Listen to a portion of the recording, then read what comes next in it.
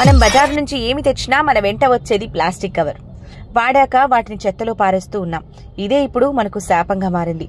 మిగిలిపోయిన ఆహార పదార్థాలతో పాటు ప్లాస్టిక్ కవర్లను గేదెలు తింటూ ఉన్నాయి. అవి వాటి శరీరంలో కలిసిపోతూ ఉన్నాయి.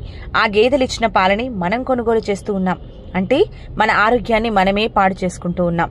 అందువల్ల మీరు బజారుకు వెళ్లేటప్పుడు ఓ గుడ్డ సంచి తీసుకెళ్ళండి. అలా చేస్తే మీ ఆరోగ్యం పదిలంగా ఉంటుంది. లేదంటే మన డబ్బులు డాక్టర్ వద్దకు వెళ్లడం ఖాయం.